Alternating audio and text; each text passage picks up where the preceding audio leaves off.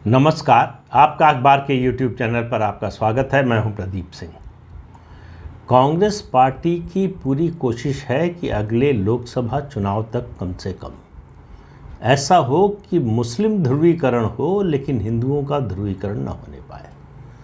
उसको लगता है कि कर्नाटक में उसको इस काम में जो सफलता मिली है उसको वो रेप्लिकेट कर सकती है आगे आने वाले 5 विधानसभा चुनाव, राजस्थान, छत्तीसगढ़, मध्य प्रदेश, तेलंगाना और मिज़ोरम में, और उसके अलावा लोकसभा चुनाव में। उसको लगता है कि ये उसकी रणनीति जो है उसके लिए इससे ज़्यादा फ़ायदेमंद रणनीति कोई हो नहीं सकती कि मुस्लिम मतदाता एकजुट होकर एक मुश्त कांग्रेस पार्टी को वोट करे और हिंदू जातियों में बटा रहे। इसी कोशिश के चलते कांग्रेस की रणनीति अब नई ये है कि किसी ऐसे व्यक्ति को जहां पार्टी सत्ता में आती है या जहां पार्टी सत्ता में नहीं है वहां मुख्य भूमिका किसी ऐसे कांग्रेसी नेता को न दी जाए जो हिंदुत्व के प्रति झुकाव रखता हो। कांग्रेस में तो वैसे भी हिंदुत्ववादी कोई उस तरह से रह नहीं सकता, और है तो वो अच्छी पोजीशन पर नहीं हो सकता। लेकिन ये एक रणनीतिक परिवर्तन जो है वो कांग्रेस की चुनावी जो रणनीति है उसमें आया है, और ये कर्नाटक से शुरू हुआ है। कर्नाटक में जो उसको सफलता मिली है, ये कांग्रेस को लग रहा है कि यही इसको जो है दोहराया जा सकता है दूसरे राज्यों में और राष्ट्रीय स्तर पर भी। इसीलिए आप देखेंगे कि जो भी ज़रा भी हिंदुत्व से जुड़ा हुआ व्यक्ति है या हिंदुत्व के प्रति झुकाव रखता है उसको प्रोत्साहन नहीं मिलेगा। लेकिन जहां पर मुस्लिम वोटों के ध्रुवीकरण से फ़ायदा नहीं मिलने वाला, यानी क्यों नहीं मिलने वाला? क्योंकि उनकी संख्या इतनी कम है कि उनका ध्रुवीकरण हो या ना हो उसका कोई ज़्यादा फ़ायदा हो नहीं सकता। तो ऐसे राज्य जैसे छत्तीसगढ़ की बात कीजिए, वहाँ मुस्लिम आबादी सिर्फ 2% है। तो आपको दिखेगा कि छत्तीसगढ़ के कांग्रेस के मुख्यमंत्री बीजेपी के पूर्व मुख्यमंत्री या अभी जो नेता हैं उनसे ज़्यादा हिंदुत्ववादी नज़र आते हैं। गाय, गोबर, गोमूत्र इन सब की बात करते हैं, पूजा अर्चना की बात करते हैं, मंदिर की बात करते हैं, सब कुछ करते हैं। ये कांग्रेस की प्रकृति नहीं है, ये कांग्रेस का स्वभाव नहीं है। ये स्वभाव के विपरीत एक विशेष परिस्थिति में अपनाई गई रणनीति है कि यहाँ जो है बीजेपी का जो हिंदुत्व की पिच है उस पर हम भी कब्जा करें, उस पर जाकर खेलें, ये कोशिश है। ये भूपेश बघेल इसको अभी तक सफलता से करते हुए नज़र आ रहे हैं। लेकिन एंटी इनकम्बेंसी एक ऐसी चीज़ है जो धर्म और जाति दोनों इसको काट नहीं पाती है। अगर लोगों की सरकार से नाराज़गी है तो आप धार्मिक ध्रुवीकरण की कोशिश करें या फिर आप जातीय ध्रुवीकरण की कोशिश करें, वो अंततः फेल हो जाता है। और इसी कारण से छत्तीसगढ़ में कांग्रेस की स्थिति जैसी अच्छी लग रही है बाहर से दूर से देखने में, शायद उतनी अच्छी ना हो। अब आप देखिए मध्य प्रदेश में आ जाइए। मध्य प्रदेश में एक संतुलन बनाने की कोशिश होती है। मध्य प्रदेश में कांग्रेस के नेता मंदिर में जाते हैं, तिलक लगाते हैं, उसके बाद बाहर निकलकर तिलक पहुँचते हैं माथे से, और उसके बाद मुस्लिम मोहल्लों में जाते हैं। तो ये एक अलग तरह की रणनीति है कि जहां मुस्लिम आबादी बहुत ज़्यादा नहीं है। मध्य प्रदेश में 7.5 करोड़ की कुल आबादी है, उसमें 6.57% जो है मुसलमान हैं, वो भी बटे हुए हैं, कुछ शहरों में ज़्यादा है। तो जिन शहरों में ज़्यादा है उनमें रणनीति अलग है। वैसे जो है कांग्रेस पार्टी दोनों तरफ खेल रही है, मुसलमानों की तरफ भी। एक मुसलमानों की तरफ होने का यहाँ कोई फ़ायदा नहीं है मध्य प्रदेश में, लेकिन ऑल इंडिया मैसेज एक भेजना है, एक राष्ट्रीय स्तर पर मैसेज भेजना है।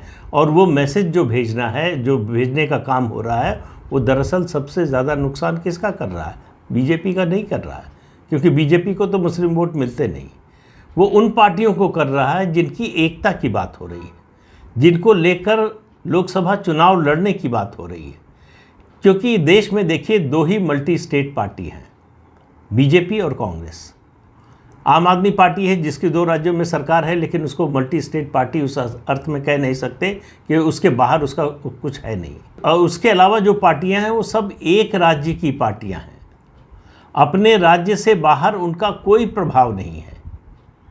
तो इसलिए जो है कांग्रेस को अगर मुस्लिम वोट ऐसे राज्यों में मिलता है जहां क्षेत्रीय दलों का दबदबा है, प्रभुत्व है, तो नुकसान उनका होने वाला है।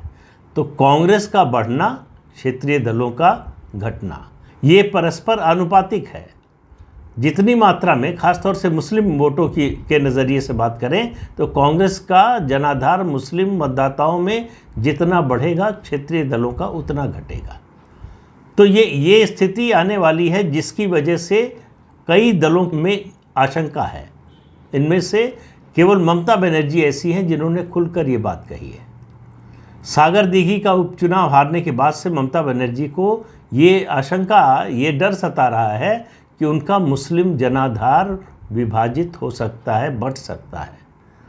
कांग्रेस पार्टी वहाँ से बाई इलेक्शन जीती, इसलिए ममता बनर्जी ने विपक्षी एकता की बात पर तपाक से क्या बात कही, उन्होंने कहा बंगाल हमारे ऊपर छोड़ दीजिए, बाकी जगह आपका समर्थन करेंगे।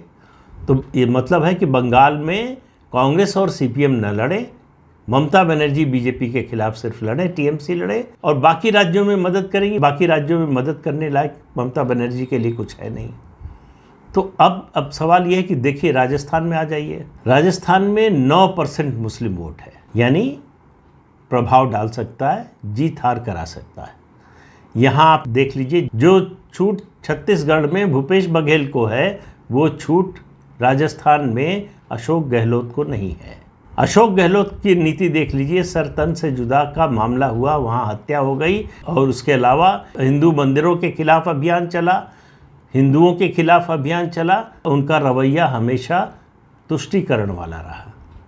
तो यहाँ राजस्थान में कांग्रेस की जो है नीति वही है जो कर्नाटक में थी। अब ये सवाल, मैंने ये मुद्दा क्यों उठा, ये कर्नाटक के चुनाव में आपको पता है कि जेडीएस का जितना मुस्लिम आधार था वो खिसक गया कांग्रेस की ओर।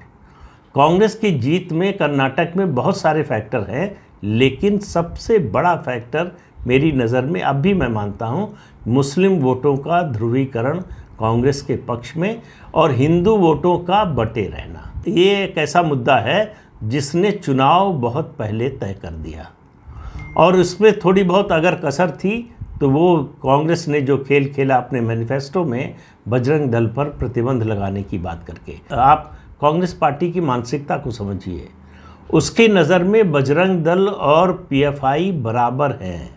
एक आतंकवादी संगठन और एक सांस्कृतिक संगठन बराबर हैं, उनमें कोई भेद नहीं करती। क्यों नहीं करती? क्योंकि अगर भेद करेगी तो मुस्लिम वोट नहीं मिलेगा, उस तरह से एकजुटता मुस्लिम वोटों की नहीं बनेगी। अब कर्नाटक की ही बात कर लें। मुख्यमंत्री को लेकर काफ़ी लंबे समय तक, 5-6 दिन तक, मतलब उहापोह चलती रही, कश्मकश चलती रही, कौन बनेगा कौन नहीं बनेगा, सिद्धारमैया बनेंगे या फिर डीके शिवकुमार को मौका मिलेगा। आखिर में डीके शिवकुमार को मौका नहीं मिला। क्यों नहीं मिला? क्या डीके शिवकुमार सिद्धारमैया से पार्टी के प्रति उनका वफादारी कम थी, उनका कंट्रीब्यूशन कम था? ऐसा तो है नहीं। सिद्धारमैया को 13 में मौका मिला, 13 से 18 तक मुख्यमंत्री रहे, और उन्हीं के नेतृत्व में कांग्रेस पार्टी चुनाव 2018 में हार गई। डीके शिवकुमार को 2020 में अध्यक्ष बनाया गया, वो पार्टी को जिता कर लाए, और उनसे वादा किया गया था कि अगर आप पार्टी को चुनाव में जिता कर लाएंगे तो आपको मुख्यमंत्री बनाया जाएगा, लेकिन नहीं बनाया गया। दोनों में फ़र्क क्या है?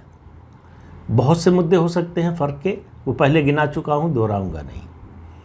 दोनों में एक जो बुनियादी फ़र्क है जिसकी वजह से सिद्धारमैया को चुना हाईकमान ने, गांधी परिवार ने, और डीके शिवकुमार को करीबी होने के बावजूद नहीं चुना, वो सब बुनियादी फ़र्क है कि सिद्धारमैया लेफ्ट लिबरल बिरादरी की सोच के करीब है, मुस्लिम तुष्टीकरण की राजनीति के बड़े समर्थक हैं, हिंदुत्व के विरोधी हैं, सनातन धर्म के विरोधी हैं। डीके शिवकुमार की जो छवि है कर्नाटक में, वो सॉफ्ट हिंदुत्व वाली है। मंदिर जाते हैं, पूजा करते हैं। आप याद कीजिए, जब ये बजरंग दल और पीएफआई का मुद्दा उठा था, तब डीके शिवकुमार हनुमान मंदिर गए। उसके बाद उन्होंने कहा कि हमारी सरकार आई तो प्रदेश में हनुमान मंदिर बनवाएंगे। लेकिन आप याद करके भी बता सकते हैं कि सिद्धारमैया हनुमान मंदिर गए? आप नहीं बता सकते, क्योंकि गए ही नहीं। तो ये फ़र्क है बुनियादी। जो कांग्रेस पार्टी जानती है। कांग्रेस पार्टी को लोकसभा चुनाव के हिसाब से रणनीति बनानी थी, उसके हिसाब से मुख्यमंत्री तय करना था। उनको मालूम था कि सिद्धारमैया के रहते मुस्लिम तुष्टीकरण आसान होगा, डीके शिव कुमार को बनाते ही वो मैसेज एक तरह से कमज़ोर पड़ जाएगा, मुसलमानों के मन में एक शंका पैदा हो जाएगी। और उसके अलावा भी क्योंकि डीके शिव कुमार अकेले डिप्टी सीएम बन रहे हैं, मुसलमानों की मांग थी कि हमारा भी एक डिप्टी सीएम होना चाहिए, वो नहीं हो रहा है। तो ऐसे में अगर सिद्धारमैया को नहीं बनाते तो और ज़्यादा मुश्किल होती कांग्रेस पार्टी के लिए। वक्फ बोर्ड का उनका जो चेयरमैन है उसका दावा है कि 72 विधानसभा सीटों पर कांग्रेस की जीत में सबसे बड़ा योगदान मुस्लिम मतदाताओं का रहा।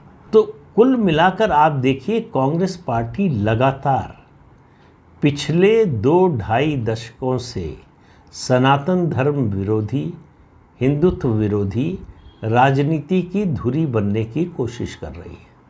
तुष्टीकरण को वो एक नए आयाम पर ले गई है। पिछली बातें नहीं दोहराऊंगा, जब उसने सांप्रदायिक हिंसा का बिल लाने की कोशिश की, राम जन्मभूमि पर उसका जो रवैया रहा, उसके अलावा दूसरे मुद्दों पर, वो चाहे सबरीमाला का हो या दूसरे मुद्दे हों, उन पर जो कांग्रेस का रवैया रहा, राम सेतु पर जो रवैया रहा, उन सब को देखिए तो एक ही दिशा नज़र आती है, हिंदुत्व विरोधी। कांग्रेस को हिंदू जाति में बटा हुआ पसंद है। कांग्रेस को जाति छोड़कर, जातीय आग्रह छोड़कर हिंदुत्व की छतरी के नीचे खड़ा हिंदू पसंद नहीं है। ये है सोनिया गांधी की कांग्रेस की नीति, और इसी नीति पर चल रही। उनको लग रहा है, कर्नाटक के बाद लग रहा है कि अगर इसी पर चलते रहे, इसकी डिग्री थोड़ी और अगर बढ़ा दी तो हमको लोकसभा चुनाव में भी कामयाबी मिल सकती है। कर्नाटक विधानसभा चुनाव के बाद और उससे पहले, कर्नाटक विधानसभा चुनाव के नतीजे आने से पहले लोकसभा चुनाव के बारे में जो आकलन था, जो स्थिति थी, कर्नाटक विधानसभा का चुनाव का नतीजा आने के बाद उसमें कोई परिवर्तन नहीं आया। जितनी मजबूती के साथ लोकसभा चुनाव की दृष्टि से बीजेपी इस विधानसभा चुनाव से पहले खड़ी थी, उतनी ही मजबूती से अब भी खड़ी है। लेकिन बीजेपी को ओवर कॉन्फिडेंट नहीं होना चाहिए। तो इस अंक में इतना ही। अगले अंक में फिर मिलेंगे किसी नए मुद्दे के साथ। तब तक के लिए अनुमति दीजिए। आपसे अनुरोध है कि चैनल देखिए, शेयर कीजिए, लाइक कीजिए और सब्सक्राइब ज़रूर कीजिए। नमस्कार।